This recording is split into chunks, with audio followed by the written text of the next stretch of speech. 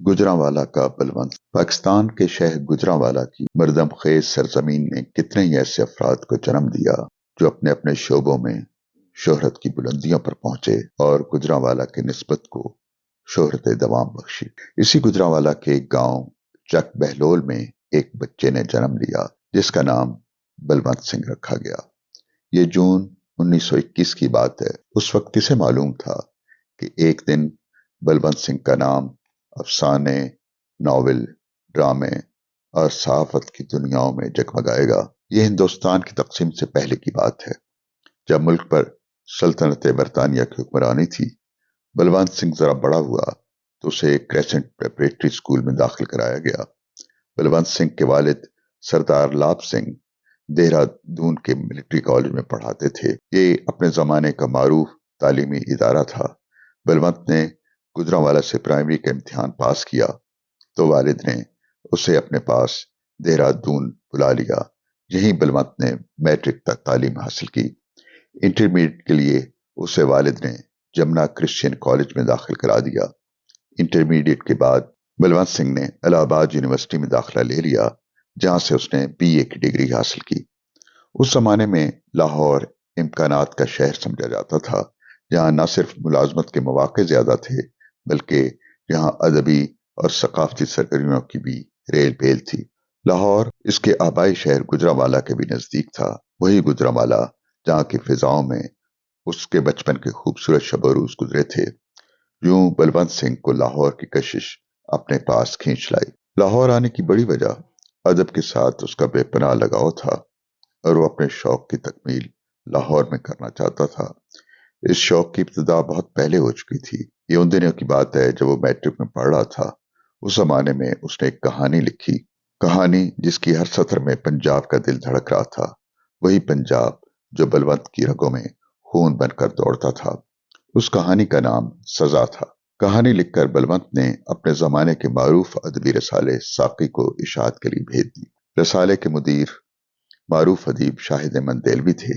ये वो जमाना था जब सब अफसानों की दुनिया में कृष्ण चंद्र, अहमद नदीम कासमी, राजेंद्र सिंह बेदी, मंटो और इसमें चुगताई के नामों का सिक्का चल रहा था। बलवंत ने साकी को अपनी कहानी भेज तो दी थी, लेकिन उसकी इशाअत के बारे में वो पुर यकीन नहीं था। उसके लिए वो एक खुशियों भरी हैरत का दिन था जब उसे पता चला कि उसकी कहानी अपने जमाने के बड़े अदबी रसाले साकी में शाया हो गई है। कहते हैं कि मारूफ अफसाना निगार कृष्ण चंद्र ने यह कहानी पढ़ी तो साकी के इस शुमारे को शहर भर में घुमाता फिरा और अपने हर मिलने वाले से कहता रहा कि देखो, अफसाने यूं लिखे जाते हैं। बलवंत सिंह के इस हरफ अव्वल पर हरफ आखिर का गुमा होता है। ये बलवंत सिंह जैसे नौवारद कहानीकार के लिए बड़ा खराज तहसीन था, जो उस वक्त के मारूफ अदीब और अफसाना निगार कृष्ण चंद्र की तरफ से आया था। ये कहानी एक खूबसूरत और मासूम लड़की अजीत कौर जीतो की कहानी है, जो पंजाब के एक गांव में अपने बूढ़े दादा और छोटे भाई चनन के साथ उसरत की जिंदगी गुजार रही है। उन्होंने अपना घर गिरवी रखकर कर्ज ले रखा है और अब कर्ज अदा न करने पर उनका घर छिन जाने का खतरा पैदा हो गया था। जीतो परेशान थी कि अगर उनका घर न रहा तो कहाँ जाएंगे। इस दौरान गांव का एक नौजवान तारा सिंह तारू, जो जीतो से मोहब्बत करता है, खामोशी से उसके बाप को कर्ज चुकाने के लिए मतलूबा रकम दे देता है। इधर जीतो को जब पता चलता है कि तारा सिंह ने उसका घर बचा लिया है तो उसके दिल में तारू के लिए मोहब्बत की लहर उठती है। कहानी के अख्ताम पर तारा सिंह एक मुलाकात में उसे छेड़ता है और कहता है, मुझे क्या सजा दोगी। तो जीतो अपने जूड़े से चमेली के फूलों का हार निकालकर तारू के गले में डाल देती है। इस सादा सी कहानी में पंजाब की तहजीब अपने तमाम तर रंगों के साथ नजर आती है। इस कहानी की चंद सतरें मुलाहिजा करें और पंजाब की रहतल लिविंग को अपनी चश्मे तसव्वुर से देखें। छोटा सा गांव था। दो एक हवेलियों को छोड़कर बाकी तमाम मकानात गारे के बने हुए थे। वही जौहड़, वही बबूल, शरी और बेरियों के दरख्त, वही घने पीपल के तले रू रू करते रहट, वही सुबह के वक्त कुओं पर कंवारियों की जमघट, दोपहर के वक्त बड़े बूढ़ों की शतरंज और चौसर, शाम को नौजवानों की कबड्डी और पुरसुकूत रातों में वारिस शाह की हीर और काजी के सवाल जवाब, वही मजबूत, नटखट और चंचल छोकरियां اور वही सीधे साधे बुलंद कामत और वजी नौजवान। ये कहानी 1937 में शाया हुई थी। ये अफसाने की दुनिया में बलवंत सिंह का पहला कदम था। यही कहानी उसका तारुफ बन गई। यूं अदब के आसमान पर एक रोशन सितारा चमका जिसका नाम बलवंत सिंह था। बलवंत सिंह ग्रेजुएशन करने के बाद अब लाहौर आ गया था, जहाँ की फिजाओं में एक अजीब तरह का जादू था। और फिर जवानी का अपना सहर भी होता है। वो एक ऊंचा, लंबा और वजी नौजवान था जिसका रंग सुर्ख सफेद था। उसका एक मुनफरिद अंदाज था, सबसे अलग और सबसे जुदा। लाहौर में उसकी मुलाकात अपने जमाने के मारूफ कलमकारों सलाहुद्दीन अहमद, कृष्ण चंद्र और राजेंद्र सिंह बेदी से रहती थी। लेकिन बलवंत का अपना मिजाज था जिसमें खुद पसंदी का अंसर नुमाया था। यूं वो सबके दरमियान रहकर भी अकेला था। कई बार लोगों ने देखा कि लाहौर की सड़कों पर वो तन्हा रिक्शे में सफर कर रहा है और उसके पांव में उसका अल्सेशन कुत्ता बैठा है। इसी तरह लोग देखते कि वो कॉफी शॉप में अकेला बैठकर कॉफी पीते लुत्फ अंदोज हो रहा है। वो सही मानों में फन की दुनिया का मुसाफिर था। उसे शेर व अदब, मौसीकी और मुसव्वरी से खासा शगफ था। वो बांसुरी बजाता तो लगता वक्त जैसे ठहर गया है। वो अपनी जात में एक खुशमिजाज इंसान था जिसे बातों और किस्सों का फन आता था। लेकिन इसके साथ वो एक साफगो इंसान था जो बात सच समझता, बिला खौफ खतर कह देता। मसलियत से काम लेना उसे नहीं आता था। यही वजह है कि उसके दोस्तों की तादाद न होने के बराबर थी। सजा के बाद उसकी कहानियां तवातर से मुख्तलिफ अदबी रसालों में छपने लगीं। 1944 में बलवंत सिंह के अफसानों का पहला मजमूआ जग्गा शाया हुआ। उसे लाहौर से मकतबा उर्दू ने शाया किया था। इस मजमूए में उसका मारूफ अफसाना जग्गा शामिल था। उसी साल उसका दूसरा अफसानी मजमूआ तारपोज शाया हुआ जिसे मकतबा जदीद ने शाया किया। लाहौर के शब रोज हंसते खेलते गुजर रहे थे, हत्ता कि हिंदुस्तान की तकसीम का फैसला हो गया और दोनों तरफ से लोगों की हिजरत का सिलसिला शुरू हो गया। बलवंत सिंह के लिए लाहौर छोड़ना आसान न था। यहाँ के दरोबाम से उसके कितने हसीन दिनों की यादें वाबस्ता थीं।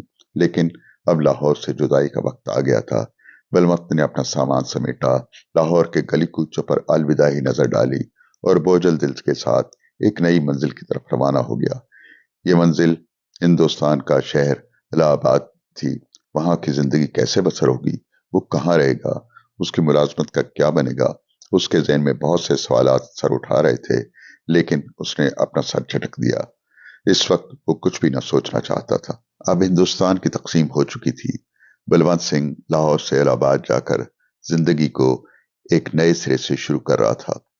उसकी किताबें चक पीरा का जस्सा, बलवंत सिंह के अफसाने, सुनहरा देश और पहला पत्थर लाहौर से शाया हुई थी। 1947 में उसका अफसाने मजमूआ हिंदुस्तान हमारा हिंदुस्तान से शाया हुआ।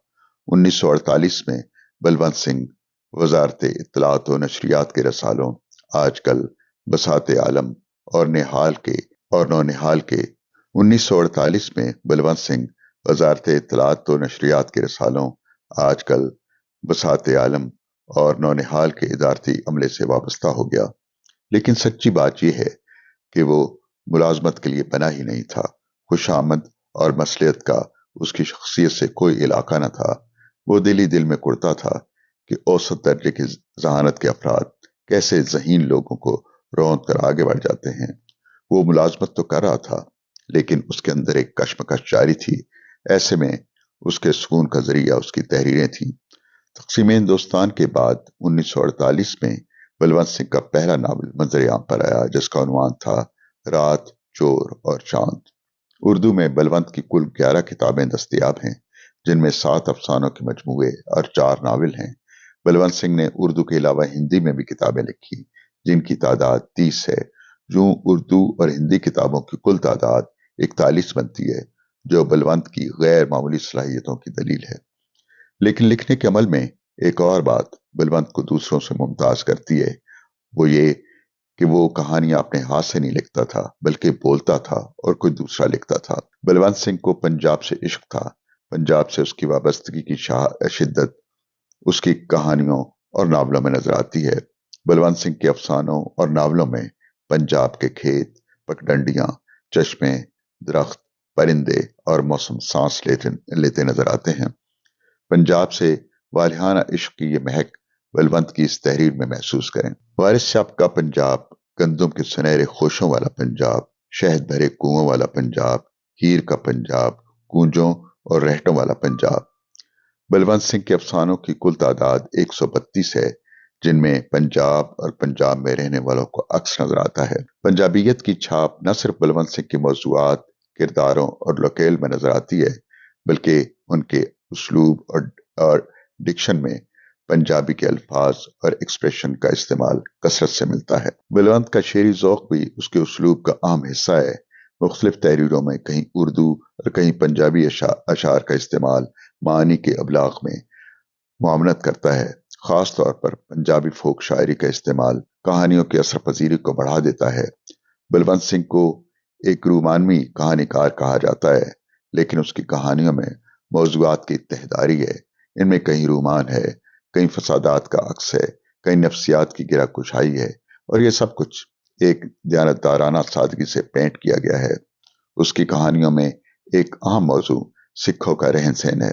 उर्दू के अफसाना निगारों में प्रेमचंद और अहमद नजीम कासमी के अफसानों में भी देहाती जिंदगी के रंग मिलते हैं, लेकिन बलवंत के अफसानों में पंजाब उसकी ऑब्सेशन था। इसमें भी उसकी तवज्जो का मरकज सिख किरदार, सिख खानदान, उनका रहन सहन, उनकी खुशियां, उनके गम, उनके ख्वाब, उनके आदर्श और उनकी अक़दार हैं। बलवंत की कहानियों में एक मुश्तरक किरदार एक सिख मर्द का नजर आता है, जो वजीह, जवान, बहादुर, निडर और बेखौफ है, और जो आला अक़दार पर यकीन रखता है, और जो मोमेंट ऑफ क्राइसिस में एक बहादुर फर्द के तौर पर उभरता है। ये किरदार उसकी पहली कहानी सजा में तारा सिंह का है, जो जवान और वजीह मर्द है और जो दूसरों की जरूरत पूरी करने के लिए अपनी पसंदाज रकम की कुर्बानी देता है। बलवंत की कहानी जग्गा में मरकजी किरदार जग्गा भी एक निडर, बहादुर और बेखौफ शख्स है, जो इलाके का डाकू है और जिसके खौफ से लोग थर थर कांपते हैं, लेकिन जो एक मासूम सी लड़की के हुस्न का असीर हो गया है। वो लड़की किसी और से मोहब्बत करती है और आखिर में जग्गा अपनी मोहब्बत का गला घोंटकर लड़की के रास्ते से खुद ब खुद हट जाता है। इसी तरह के किरदार दूसरी कहानियों में मिलते हैं। मसलन 3 बातें में रवेल सिंह, पंजाब का अलबेला में जस्सा सिंह, रास्ता चलती औरत में बूटा सिंह और 2 अकाल में दीदार सिंह। बलवंत के फसादात के हवाले से कहानियों में ऐसे सिख किरदार सामने आते हैं और इंसानियत के रिश्ते को ज्यादा अहमियत देते हैं। यूं तो बलवंत सिंह ने अपनी जिंदगी में बहुत लिखा, लेकिन उनकी पहचान उनके अफसाने हैं। बलवंत के अपने पसंदीदा अफसानों में जग्गा, काली तितरी, दीदार सिंह, ग्रंथी, मामा मेघा सिंह, सेहरा, हिंदुस्तान हमारा, 3 बातें और रास्ता चलती औरत शामिल हैं। हुकूमत हिंदुस्तान के ज़ेर एहतमाम रसालों की इदारत में 2.5 बरस काम करने के बाद बलवंत ने मुलाजमत को खैर बात कहा और इलाहाबाद में उस होटल का इंतजाम संभाल लिया जो उसके वालिद ने कायम किया था। अब इलाहाबाद में वाक़ इंपीरियल होटल बलवंत की दिलचस्पी का मरकज था, लेकिन बलवंत का दिल किताबों और लिखने पढ़ने में अटका हुआ था। कारोबार और मुलाजमत उसके बस की बात नहीं थी। उन्हीं दिनों बलवंत शादी के बंधन में बंध गया, लेकिन ये शादी ज्यादा अरसा न चल सकी और नौबत तलाक तक जा पहुंची। बलवंत के माली हालात भी इतने अच्छे नहीं थे। आखिर उसने वालिद का कायम करता होटल बेचने का फैसला किया और अपनी वालदा के साथ नेता नगर में रहने लगा। कई बरस गुजर गए। बलवंत की जिंदगी में तन्हाई का दौर दौरा था। तब उसने एक बार फिर शादी का फैसला किया। इस शादी से उसका एक बेटा और एक बेटी है। दूसरी बीवी ने उसकी जिंदगी में उसका भरपूर साथ दिया। हैरत की बात यह है कि अदबी मैदान में इस कदर मुतहर्रिक रहने वाले बलवंत सिंह की दोस्ती का दायरा बहुत महदूद था। इसमें दीगर अवामिल के अलावा बलवंत सिंह की अपनी खुद पसंद और खुद नगर तबीयत का भी दखल था। बलवंत की जिंदगी के आखिरी दिन तन्हाई में गुजर रहे थे। कभी कभी अपने घर में तन्हा बैठे उसे लाहौर के वो दिन याद आ जाते जब वो भरपूर जवान था। वो भी क्या दिन थे जब वो लाहौर की सड़कों पर रिक्शे में सफर करता और उसका एल्सेशन कुत्ता उसके कदमों में बैठा होता था। उसे यूं लगता लाहौर की फिजाओं में हर तरफ रंग बिखरे हैं और सुर्ख गुलाबों की खुशबू उसकी हमसफर है। लाहौर की दिलबर शामों में उसकी मुलाकातें सलाहुद्दीन अहमद, राजेंद्र सिंह बेदी और कृष्णचंद्र से होती। लोग उसकी कहानियों के दीवाने थे। कैसे कैसे किरदार थे जो बलवंत ने अपनी कहानियों और नावलों में तख्लीक किए और जब पढ़ने वालों की याददाश्त में गंदा हो गए, उसके चाहने वाले उससे खत लिखते और उसकी तहरीरों की तारीफ करते। लाहौर की उजली सुबहों और रंग बरसाती शामों की अपनी ही बात थी। तब वो जिंदगी के हर लम्हे से रस कर कशीद कर रहा था। और अब ये आलम कि वो इलाहाबाद में गुमनामी के गोशे में जिंदगी गुजार रहा है। ऐसे में सोचता, वक्त कैसे बदल जाता है, जिंदगी के रंग क्यों मध्यम पड़ जाते हैं। आखिरकार 7 मई 1980 को बलवंत सिंह की इस बेकैफ जिंदगी का खात्मा हो गया। पंजाब के गली कूचों और दिलबर किरदारों की कहानियां सुनाने वाला हमेशा के लिए खामोश हो गया। कोई बड़ा लिखने वाला उसकी आखिरी रसूम में शामिल न था। जिंदगी यूं ही मामूल पर चल रही थी। जिंदगी उसके बाद भी मामूल पर चलती रहेगी, लेकिन हमें उस किस्सा गो की कमी महसूस होगी जिसकी तहरीरों में पंजाब का दिल धड़कता था।